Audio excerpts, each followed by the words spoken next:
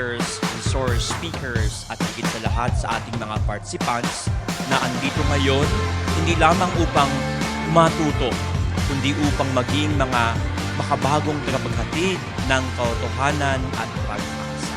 Maligayang pagdating sa ating Media Camp 2026.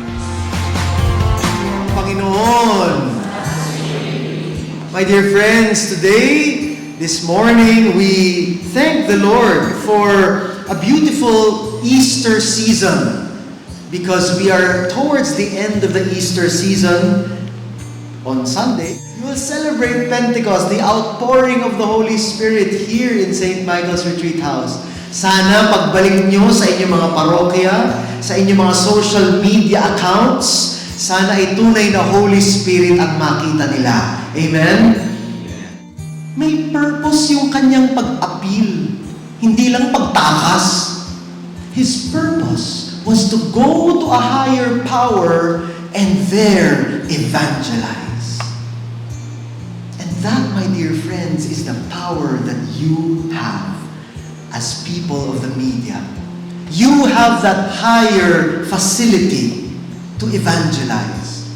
Yes, many times you will go where you will not want to go. But remember, you have the facility, the higher power to share the good news. Ang tanong, are you using that for the good and for the deepening of the Holy Spirit in the world? And so, my dear friends, we pray and we thank the Lord for today's summit, for today's camp, na sana ay itong ating binigay na kapangyarihan at pagkakataon na katulad ni Paul na umapila sa mas mataas na hukom, tayo rin gamitin natin ito para mas ipalaganap ang mabuting balita. Kaya pakisabi sa katabi mo, galingan mo. And so we pray, dear Jesus, we thank you for calling us to this vocation of the media. Thank you, Lord, that just like St. Paul, we can and we have the facility to share your good news to more people. Equip us, strengthen us, inspire us, so that we may share your love to the world. Amen.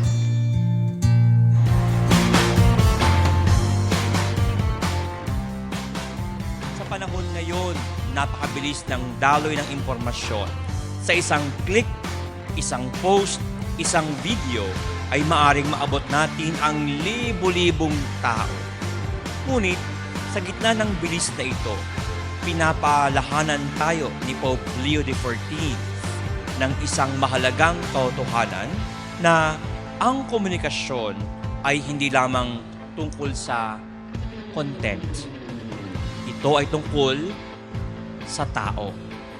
Sa tema ng ating ngayong Preserving Human Voices and Faces, ay paanyaya na alahanin na ang bawat mukha ay may dangal at ang bawat tinig ay may kwento.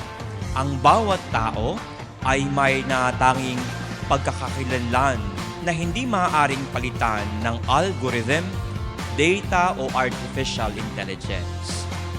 Sa kanyang mensahe, sinabi ni Pope Leo XIV na habang lumalago ang teknolohiya at AI, hindi natin dapat isuko ang ating kakayahang mag-isip, makinig at makipag-ugnayan bilang tao.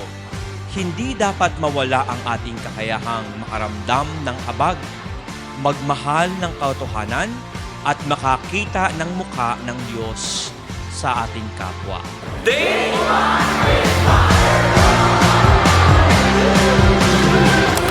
you!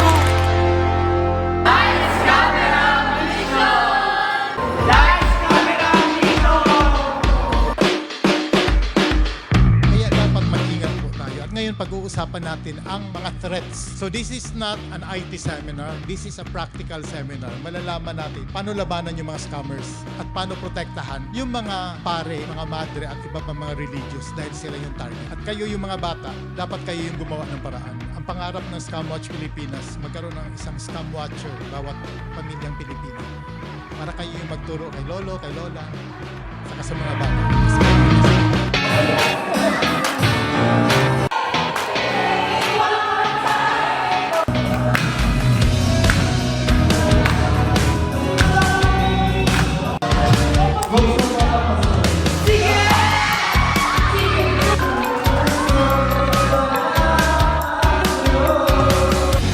Help me build confidence in front of the screen.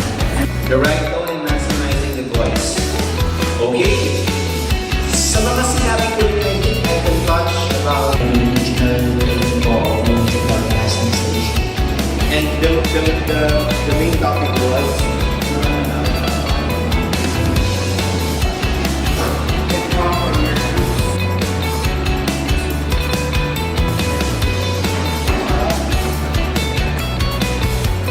yun ang proper na pag-review. Hindi.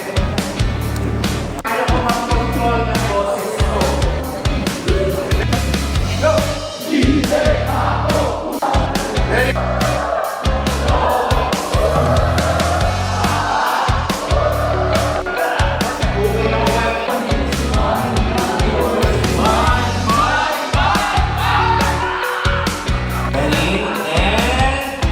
go!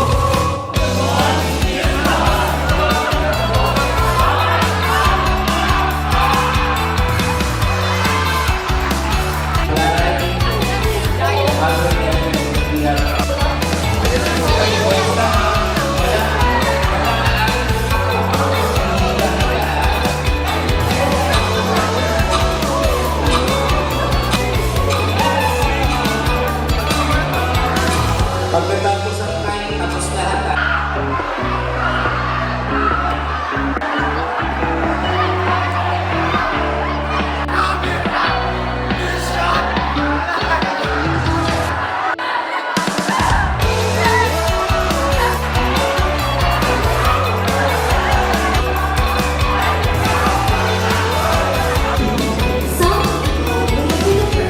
Lights, camera, visual.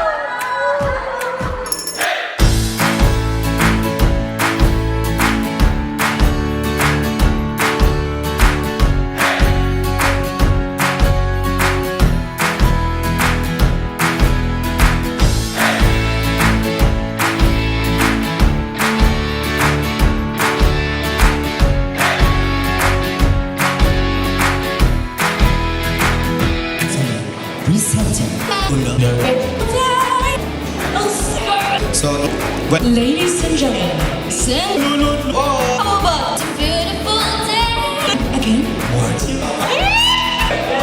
Presenting, gentlemen. Glad to see you. Let us see. Your minutes going. Ladies,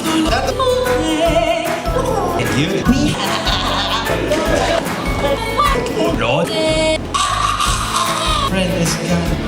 Mentor.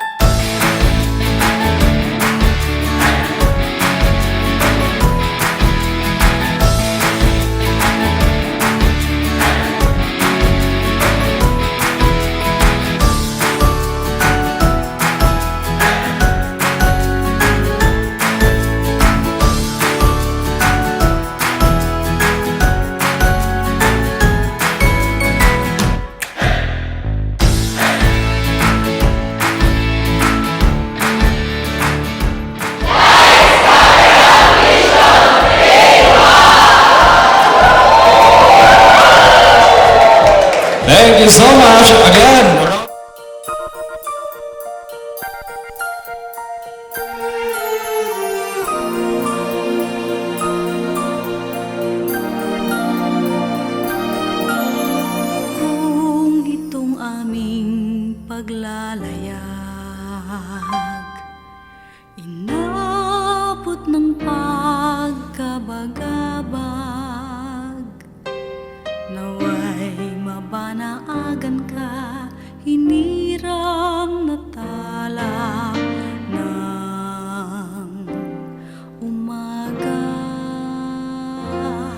Maria